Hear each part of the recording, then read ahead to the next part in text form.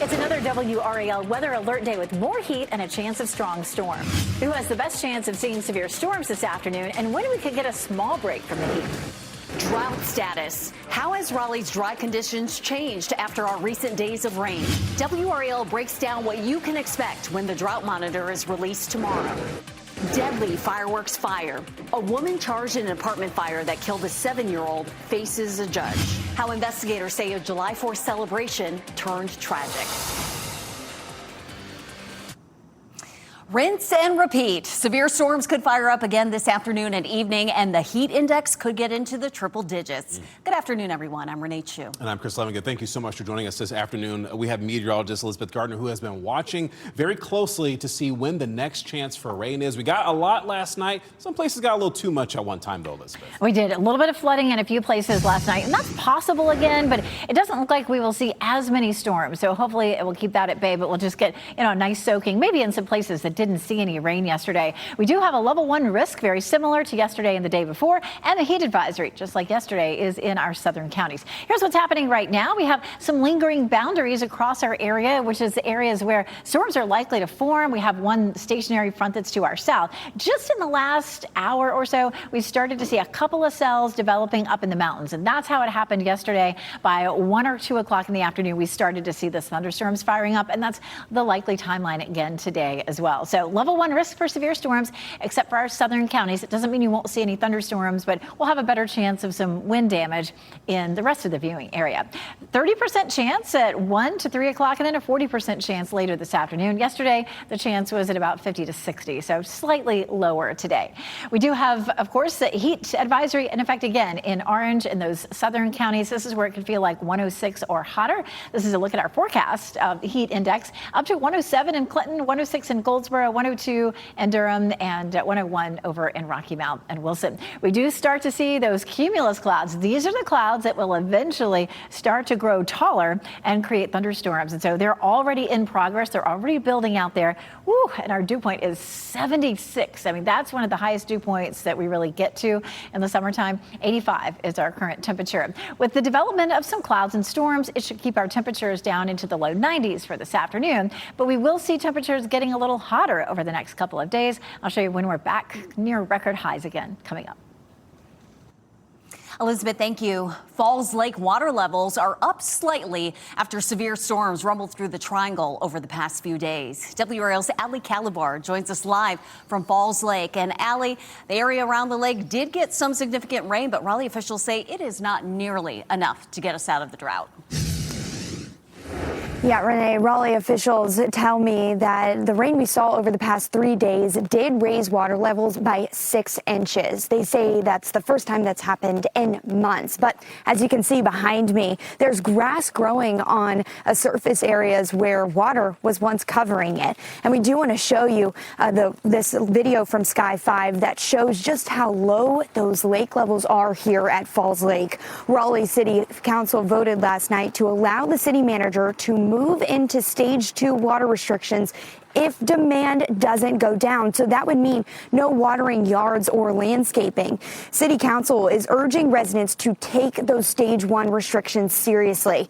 WRAL meteorologist Elizabeth Gardner explains why the rain we saw over the past few days doesn't mean Raleigh water customers are in the clear. I know people are excited about the rain that we saw over the last couple of days, but we still have 10 to 15 inches of rain to get out of the drought. So this definitely helps. But I know people are going to think, oh, we don't have to watch our water consumption anymore. But it is still going to take probably months before we get out of this drought, unfortunately.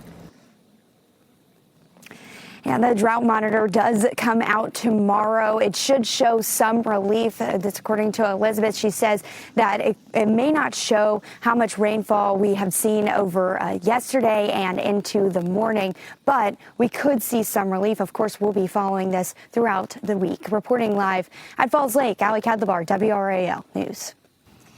Ali, thank you. For a breakdown of water restrictions, including how you can help preserve water and penalties for breaking the rules, go to WRAL.com or the WRAL YouTube channel.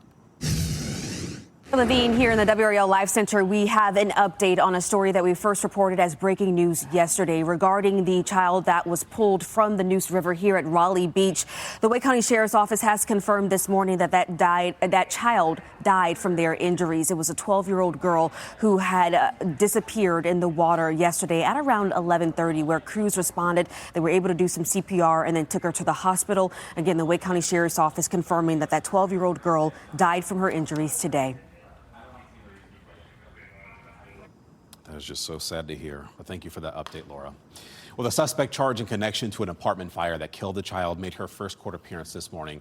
A judge kept Brittany Armstrong's bond at $75,000, and she's the woman accused of setting off illegal fireworks in her Dunn apartment complex on the 4th of July. Police say one of those fireworks struck an apartment, and that's what caused a fire that killed 7-year-old Kashmir Parker. Armstrong is due back in court later this month.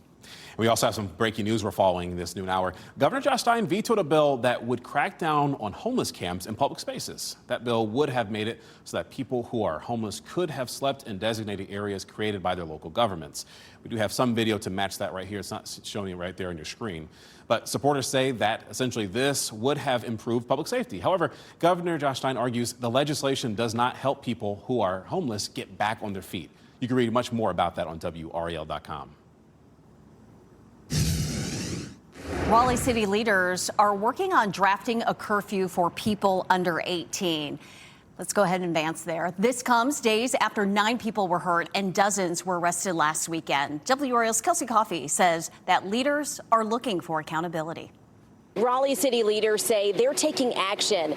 About 8,000 people were estimated to be here in Glenwood South when that mass violence broke out last week, and most of those people were teenagers and young adults. This video captures the moments after multiple shootings, fights, and arrests happened in Glenwood South and Briar Creek over the weekend. Raleigh Police Chief Rico Boyce and Raleigh Mayor Janet Cowell are both backing a new teen curfew.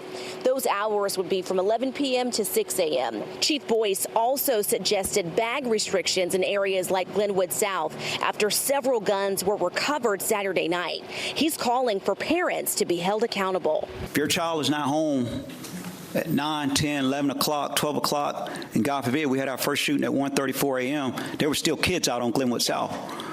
Parents need to come to the table. These are the questions we're asking city leaders right now. First, how would this curfew be enforced? Then from there, what would the punishment be for breaking it? City leaders are expected to vote on this next month, but there could be an emergency curfew issued before that. Kelsey Coffey, WRAL News in Raleigh. Happening now, crews are working to restore power to thousands of people in East Durham. This follows another outage that affected Durham City Hall. That outage started overnight. The city expected power to be restored by 11 this morning, but they are still working on it. All right, now let's get people caught up on the war in Iran. As President Donald Trump says, the U.S. might be hitting Iranian targets again soon, and that's because of the latest exchange of attacks between the two countries. NBC's Raf Sanchez explains how we got to this recent escalation. The future of the fragile ceasefire with Iran now in major doubt after President Trump says he believes that negotiations may be over following a major round of strikes carried out by the U.S. against Iran following Iranian attacks on commercial ships in the Strait of Hormuz. U.S. Central Command says it hit some 80 targets, most of them along Iran's southern coast, targeting radar systems, anti-aircraft systems, and destroying, according to Central Command, some 65 of these small speedboats used by Iran's Revolutionary Guard Corps to harass ships in that critical waterway. Iranian authorities say at least one person was killed in that wave of American attacks. Iran responding with its own drone and missile strikes targeting both Kuwait and Bahrain. Those are U.S. allies in the Gulf. that are home to major American military bases. At this point, there is no indication of any widespread damage or casualties in either of those countries. But this has left the future of these peace negotiations hanging by a thread. The U.S. has also revoked a sanctions waiver, which would have allowed Iran to sell oil on international markets. Oil prices rising in response to those comments by the president and the shooting overnight, but still nowhere near at the peak they were in the earlier stages of the conflict. But oil markets and people in both the United States and Iran and around the world watching very closely to see what happens in the hours and days ahead. Raf Sanchez, NBC News, Tel Aviv. And so, yes, Iran is a major topic in Turkey during the NATO summit this week, but Ukraine has also been a focal point. President Donald Trump met with Ukrainian President Volodymyr Zelensky this morning, and Zelensky pressed for tougher sanctions on Russia's economy. President Trump says, though, that Russian President Vladimir Putin wants to end the war, but Zelensky says he's not so sure. I don't know what conditions Putin now wants for this peace. So I think that they are changing in any way, because at the very beginning of full-scale war, he was stronger. Today, Canada, Denmark, Germany, and Norway said they plan to order Patriot missiles from the United States manufacturer to give to Kyiv. The Mega Millions jackpot has once again surpassed the $500 million mark. No one won the big prize last night, which means the pot rolls over to Friday's drawing, putting $604 million up for grabs. Lottery officials say the lump sum option on that amount would be about $266 million. I think you could live off that. Probably. Yeah. Odds of winning are currently around 1 in 290 million. The last time someone won the Mega Millions jackpot was more than 3 months ago. Okay, grab your tickets. Here's a look at last night's winning numbers. Maybe you won a smaller prize. There's 2, 31, 35, 36, and 63. The Mega Ball is 12. Nope, still coming to work tomorrow. Okay, so next at noon, a drone hit a helicopter. You can hear the dead serious message from a mayor to the person responsible during a mission to put out a wildfire. What window seat? That's what passengers were left asking when they paid for one that did not come with a window. We'll walk you through the class action lawsuit now playing out. And lightning strike fires. A closer look at the aftermath after severe weather led to house fires in Wake County last night. Coming up next, sea storms moving in with WRAL's exclusive Dual Doppler 5000, sponsored by the WRAL Weather app. Download now for live radar.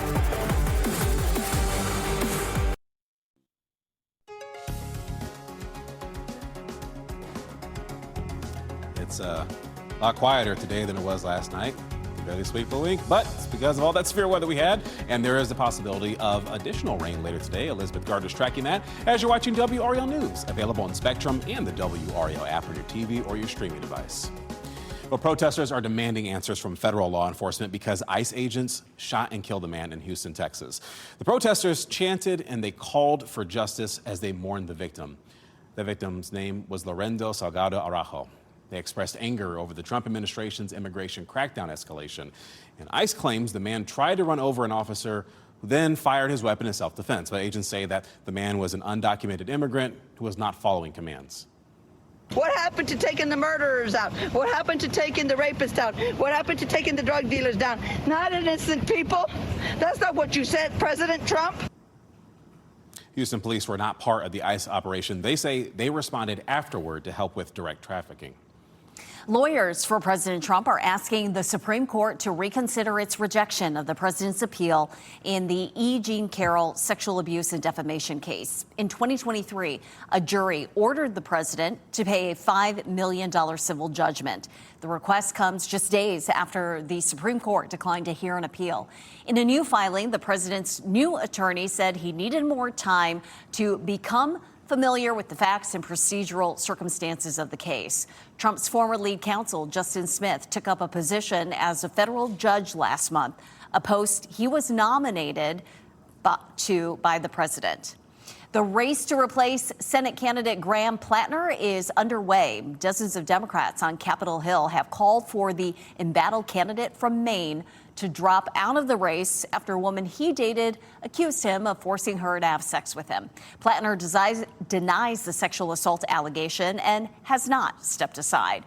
The clock is ticking, though. Under state law, the party can replace Plattner if he drops out by Monday. Then they must choose a successor by July 27th. Plattner is reportedly working to ensure a potential replacement comes from his anti-establishment wing of the party. Well, firefighters in L.A., they are working to contain a brush fire that led to evacuation warnings. And folks, it became so intense there, emergency workers had to arrive via helicopter just to respond quickly. In fact, a drone reportedly hit a police helicopter during this process, and that forced the chopper to make an emergency landing. The mayor had a clear message to the person who was operating that drone in L.A. I will say that it is completely unacceptable and illegal to fly drones like this, and we had that incident in previous fires as well. If you remember in the Palisades, it hit one of the helicopters. And so the message is, this is unacceptable. If we find out who you are, you will be arrested and you will be prosecuted. So any looky-loos out there, this is very dangerous to everyone. Yeah, she ain't playing. And as for the fire, no injuries were reported. More than 150 firefighters worked to put out the flames there. Storms in recent days have helped produce other storms. Meteorologist Chris Michaels shows us what outflow is and how that caused Tuesday's severe storms in the Triangle. So picture this, you're standing outside, it's a hot summer day, you hear thunder in the background, and then you feel this breeze of cool air. I think we've all been there before. That breeze of cool air is what's called outflow. It is literally the air flowing out from a storm.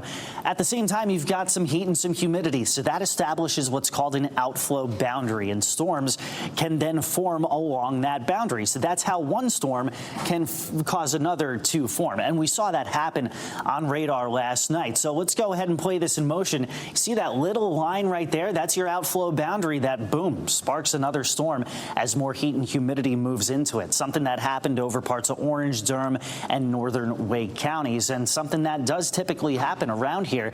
And that's why we saw anywhere between 4 to 6 inches of rain over the past 2 days in those parts of Orange, Durham, and northern Wake counties. Meanwhile, the southern part of Wake County has hardly seen anything. More storms today. Some of those could be produced by outflow boundaries. And now you know. That was fun to nerd out with Chris Michaels there. You know the Yes. science between the storms. We hear it as lots of thunder, see the lightning, and lots of rain coming down, Elizabeth. That's right. That was really fun to watch that on the radar. You see that outflow, and then boom, the storms formed along it.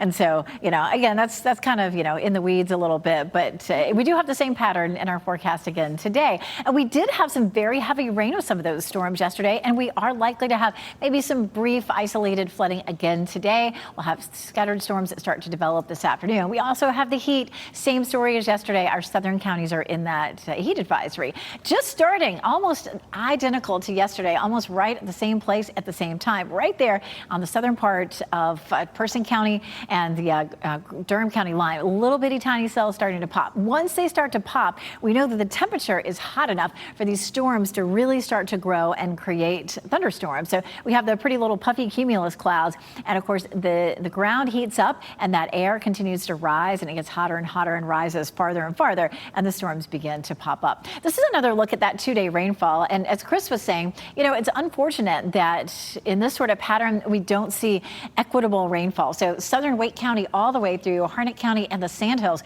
just really haven't seen a whole lot of rain. Now, just east of Fayetteville and northwest of Clinton, we did have a little pocket there of over 4 inches of rain. Southern Durham County and really right around North Raleigh also more than 4 inches of rain, at least showing up on the radar in terms of its estimates. Now, officially, we saw about 3.6 inches in southern Durham County. RDU had about 3.5 inches. Oxford, 3 inches, 2 inches, Rocky Mount, 1.5 inches in Dunn, but only 1/4 inch in Fayetteville and in other parts of the Sandhills. We also had some clusters of severe storms producing wind damage. North Raleigh up toward Durham and up toward Oxford, a couple near Sanford and a few more over near Dunn. That's where trees fell. So here's a look at Futurecast. And as we get into the afternoon, there's noon. 1, 2 o'clock, we begin to see the cells develop. Again, they may not be as widespread as they were yesterday, but we still, later in the evening, around 7 or 8 o'clock, we begin to see more cells developing, especially from Raleigh northward. So we do have that level 1 risk in our forecast again for today. I like this camera because you can see all those clouds and how they're just starting to tower a little bit or grow taller. And that's where our thunderstorms will be coming from later today. Lots of moisture in the atmosphere. 76 is our dew point. Our temperature is 85. It feels like 95. So a solid 10 degrees warmer than our actual temperature for the heat index. It feels like 100 in Fayetteville, already 109 in Clinton, 102 in Goldsboro. So again, it's those southeastern counties here that will feel a good bit hotter than from Raleigh northward. So that's why they are in the advisory area. We do have, of course, more heat in our forecast. Highs will climb into the upper 90s on Friday, and that will be close to a record. The record on Friday is 99, and in Fayetteville, the record is 103 versus the high of 100. So some more heat in our forecast. It'll grow as we get closer to Friday. But then, with a better chance for some storms in the forecast Saturday and Sunday, our temperatures begin to drop a little bit, and we're going to talk a bit more about what's headed our way for the weekend in just a bit. It sounds good, Elizabeth. Okay, so coming up tonight on our evening news, we're talking about birth tourism. If you don't know what that is, that's when immigrants come to the U.S. to have babies who then become birthright citizens. So tonight on WRAL News, our PolitiFact reporter will check the federal data on this. Contaminated rice investigation. It turns out the popular food might contain heavy metals. Today on WRAL News at 5. 5 on Your Side explains how it can get there and the dangers it can cause.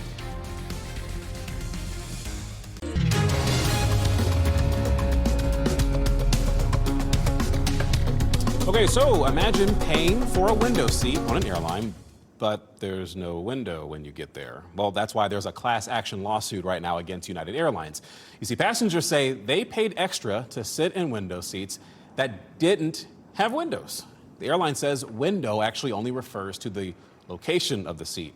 They argue the airline does not promise outside views, but the judge in this case says that United's terms state the carrier would provide window seats to passengers who paid for them.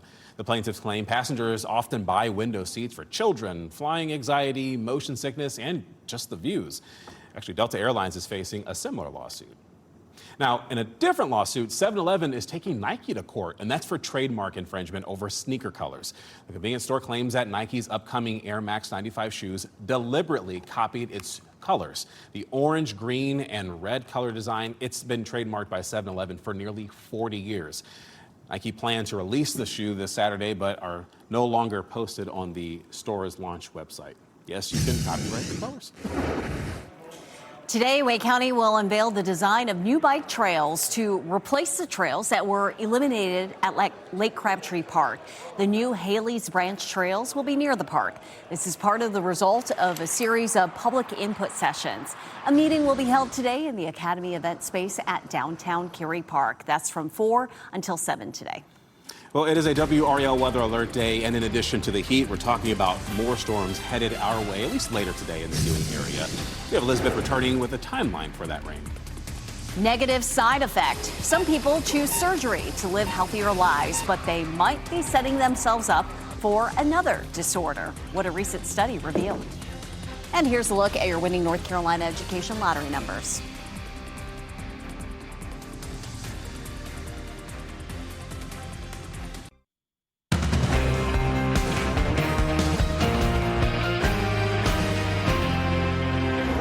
Well, more storms are in our forecast this afternoon because today is a WRAL weather alert day. Right now, we're giving you a live look here through our WRAL tower camera in southeast Wake County.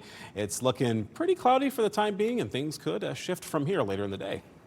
Dangerous heat in parts of the viewing area with the potential for strong thunderstorms as well. Let's check in with meteorologist Elizabeth Gardner for the timeline of all this WRAL weather alert day. Elizabeth. Yes, we're starting to see a couple of cells pop up. One of those up just south of Roxborough, starting to see some of that a little closer to the coast. Another one just popped up over here into Halifax County. So just starting to see the tiny little baby cells forming right now. As we get through the next several hours, those storms will grow in intensity and in coverage. but we may not see as many as we did yesterday, but it is just beginning right now. We do have a level 1 risk for severe storms for most of the viewing area. Our southern counties, so Southern Pines, Fayetteville, Clinton, south of Goldsboro, not under the warning or under the risk area, but doesn't mean you won't see any thunderstorms here. It's just up here farther north, we would have a better chance of the rain becoming a little heavier and potentially producing some wind damage. 30 to 40% chance for us this afternoon and into the evening. And of course, we're dealing with the heat and the humidity. The muggy meter is a little bit higher than it was this time yesterday. So definitely we're going to see those heat index numbers climbing, especially in our southern counties. This is a live look at Garner. Lots of big cumulus clouds developing. Our dew point way up at 76. That means there's a lot of tropical moisture in the air. And 85 is our current temperature. That muggy meter way up at 76 puts it, at one of the highest that we see. And sometimes we make it all the way up to 78 or so. But that's definitely, just the top of the peak there in terms of our humidity. 100 in Fayetteville, 111 Clinton, 102 Goldsboro. Feels like 99 in Rocky Mount. Those are our current heat indices, and that will climb over the next several hours. But in the Triangle, our high should stay in the low 90s, but we could still see temperatures that are about 10 degrees above that when you figure in the heat index. Coming up, we're going to talk more about how much rain we saw and how much we need still to get out of the drought. Elizabeth, thank you. And if you're going to be out and about today, you can always track the rising temperatures and our chances for storms on the WRAL weather app. It is free to download from your phone's app store. Make sure to turn on those push notifications so you can get important weather alerts sent right to your home screen. Happening now here in the Live Center, an update on a story that we've been following for weeks now. Cumberland County and the city of Fayetteville have come to an agreement to have a consolidated 911 center. Of course, again, we've been following this after much debate between the city and county regarding the county getting involved in the 911 center that the city currently is over. So this comes again after legislation that could have forced the consolidation of the city and county call centers within 12 months if local leaders had failed to reach an agreement. The resolution, which was signed today, outlines the framework for an interlocal agreement to be developed within 60 days. The city of Fayetteville Mayor Mitch Colvin, as well as Cumberland County Board of Commissioners Chairman, said that public safety doesn't stop at a jurisdiction line, and neither should our commitment to it. A joint governance model for our consolidated 911 center means that the city and county are building the system together and sharing responsibility. Well, we are learning more about 2 fires that left families without their homes, and those fires happened in Wake County. WRAL's Kirsten Karg explains why lightning is believed to have caused the damage to these 2 homes. Firefighters responded quickly to both of those incidents, prime examples of just how dangerous storms and lightning can be. And the Raleigh Fire Department tells us that a lightning strike led to an explosion at a home not far away from here at Station 6 on Yarmouth Road. Take a look at this video showing the scene around 10 o'clock last night. You can see firefighters on scene going inside the house, and RFD says lightning hit a gas line, causing a gas leak, which led to an explosion after the homeowners turned the breakers back on. There were no injuries, but 2 adults and 3 children were displaced. Now take a look at this scene in northern Wake County on Southampton Drive. Firefighters believe the fire at this home was also caused by a lightning strike. You can see damage to the house near a propane tank, and we spoke with the homeowner who described the moment he and his wife realized something was wrong. And she said the entire living room just filled with this orange bright light. And of course it was extremely loud. And I was sitting talking to her, and then I started seeing smoke rising from off the deck. You can imagine just how scary that situation was for that couple. Thankfully, they made it out in enough time and were not injured. We were told, however, that 1 firefighter was treated for minor injuries. In Raleigh, Kirsten Clark, WRAL News. Well, Wake County wants to know how you are handling your trash. The South Wake landfill, it is rapidly reaching its capacity. Well, this is why county leaders are launching a new study to figure out what to do once it is filled. They want you to fill out a 5-minute survey online, and that survey will be open until later this week. Experts say workers should not feel threatened by artificial intelligence. Gary Baumgarten spoke with analysts who say AI in the workplace can be a good thing. Many of us have used it in one way or another. Artificial intelligence is everywhere. While people may feel split on its use, technology experts say there are many benefits and that workers shouldn't feel threatened by AI, but instead, I think people should embrace AI. Technology professor Kwame Porter Robinson says AI doesn't have to equal job loss, and when used in the workplace correctly, it can be an asset, so long as employers use a human-first approach, which can be helpful in determining how to use it responsibly. By thinking of it in that way, you start to say, how do I want AI to work within my job? What are the implications? How might we, for example, make a draft first before we have the AI make a draft? How are there other ways of using AI instead of creating products it can critique? It can suggest alternatives. And there's some advice for workers, too. It may serve them to get familiar with multiple AI platforms that could put them ahead of the curve. In an AI-driven workplace, some of the skills that would matter the most is the ability to use many different AI products. So, you might use for example, you might use ChatGPT right now for one purpose, but certainly take a look at Anthropic Claude or other providers and see what the differences are. Now, in a recent Gallup poll, nearly 4 in 10 workers say their organization has adopted the technology. Weight loss surgery and alcohol use. The new research that explores how changes in the gut can influence the brain's response to alcohol. And coyotes in Chicago, when they were seen downtown and why experts say they may have made their way there.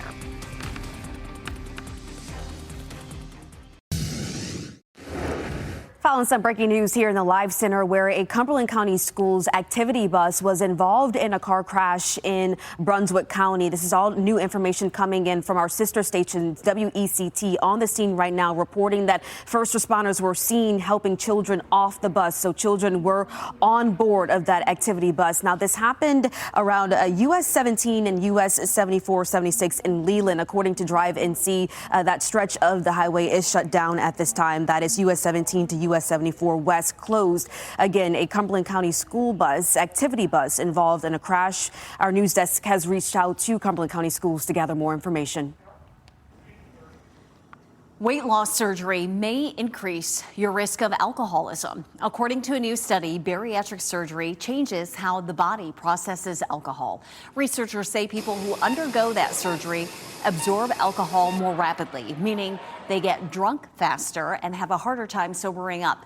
This may result in a person being more likely to develop alcoholism. In normal stomachs, a significant portion of alcohol is broken down and not passed into the bloodstream. But bariatric surgery reduces the volume in the stomach.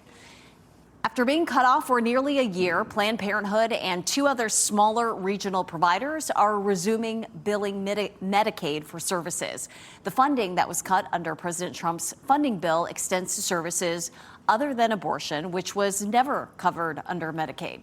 According to Planned Parenthood, the bill has left many patients, especially in areas with limited health care access, without any care at all. It's been a hard year from that standpoint, just unnecessary suffering. It's a very large population. It's often some of our most vulnerable folks who are at higher risk of complications from illnesses, complications from disease, complications from pregnancy. The restored funding does not signal the end of the ongoing battle over federal abortion policy, and not all services that were cut are set to return. All right, so scammers are tapping into psychological manipulation in order to dupe you out of your money. Coming up tonight at 6:15, Firing Aside revisits the story of a Fuquay-Varina man who lost more than $750,000 to an elaborate crypto scam. You're going to hear from a romance fraud expert about the exact steps scammers use to get you to take the bait. Anna Rowe was a victim of a romance scam herself, and she explains how these massive criminal operations work. You can also be talking to several people at once, because the larger groups do have people that work shifts. It's another tactic, bombarding you 24 hours a day through the night. Sleep deprivation, great for manipulation. You can learn how part of the scammer's manipulation is to leave their victims for a short time to strengthen the connection. That's tonight on WRAL at 6:15. No prison time. A man who drove off a cliff with his family in tow will avoid a lengthy sentence. why the judge decided to drop the charges. Plus, a coyote sighting in Chicago. Definitely not something you see every day in downtown there. What wildlife experts say makes this so rare.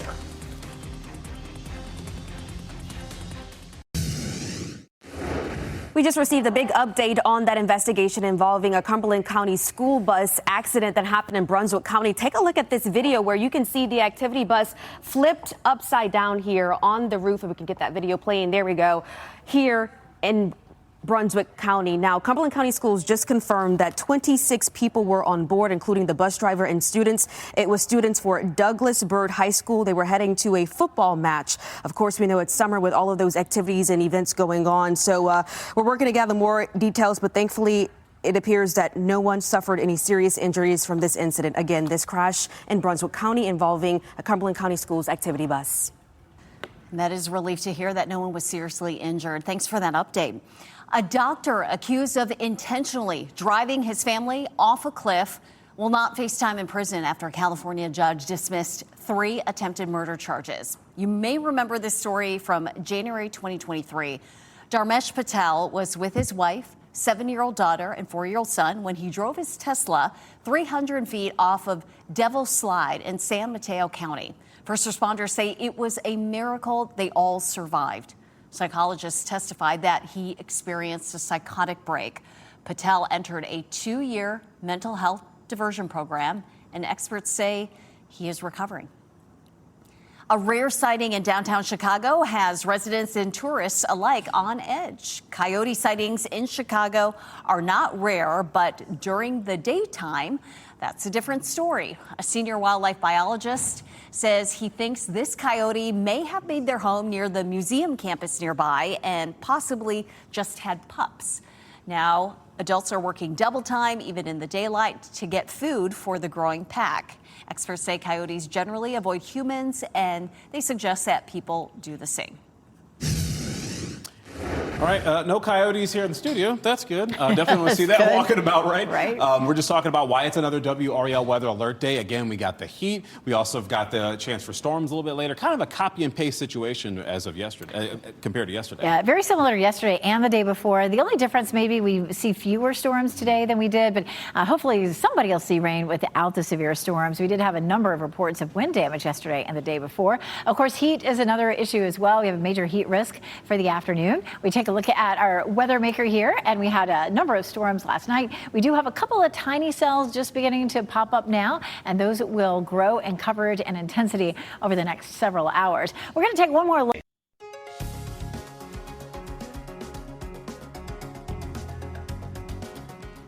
As we wrap things up, here's a look at a few of the headlines we're following today. The child who was pulled from the water at Raleigh Beach has died. The Wake County Sheriff's Office says she was a 12-year-old girl. Sky 5 flew over the scene yesterday near the Neuse River Greenway Trail. Witnesses say the girl went under and never resurfaced. She was taken to the hospital with life-threatening injuries and later died. Deputies did not identify the child. The suspect charged in connection to an apartment fire that killed the child made her first court appearance this morning.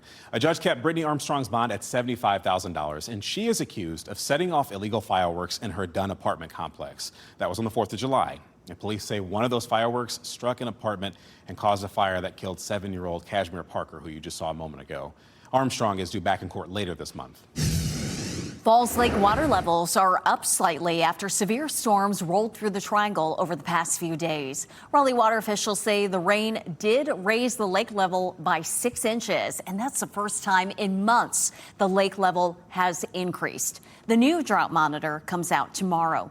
Raleigh City Council voted to allow the city manager to move Raleigh into Stage 2 water restrictions if demand does not go down. Well, some street vendors in New York City are getting something new. It's called the NYC Clean Powered Carts Challenge. The goal is to replace traditional polluting and noisy fossil fuel generators with clean, rechargeable, and grid-connected power pedestals. For the next 6 months, 10 vendors will be participating in this challenge. Officials say that if this test runs successfully, they're going to expand it to more boroughs throughout the city. Kind of neat. The nation's largest retailer wants to capitalize on newfound popularity among tourists. Walmart plans to host 2 VIP events for tourists to explore the oversized products, iconic snack aisles, and the uniquely American products at its stores. One tour will take place in New Jersey ahead of the World Cup final, and another in Miami after the quarterfinal game between Norway and England. The tours will include custom Walmart passports, aisle stamps, swag, and curated product samplings. Well, our pet of the day comes to us from Cat Angels Pet Adoptions. Pippin is a beautiful 6-year-old black and white lady with a heart as lovely as her classic tuxedo markings. Sweet, gentle, wonderfully outgoing, she is happiest relaxing with her favorite people and enjoying the comforts of home. Pippin takes a once daily medication for high blood pressure, just so you know, but the meds are inexpensive, easy to give, and helps keep her feeling her best. You can fill out an application on the Cat Angels website to see her in person. All right, so coming up today at 4 o'clock on WRAL, citizenship schemes. Some Republicans claim birthright citizenship is a magnet for, quote, birth tourism. So we're going to take a closer look at that data in today's PolitiFact on WRAL News at 4. NBC News Daily is next on WRAL, your next local news update in 30 minutes. And as always, you can get your breaking news updates and your latest traffic and weather reports with our WRAL News app. Hope you have a blessed day today.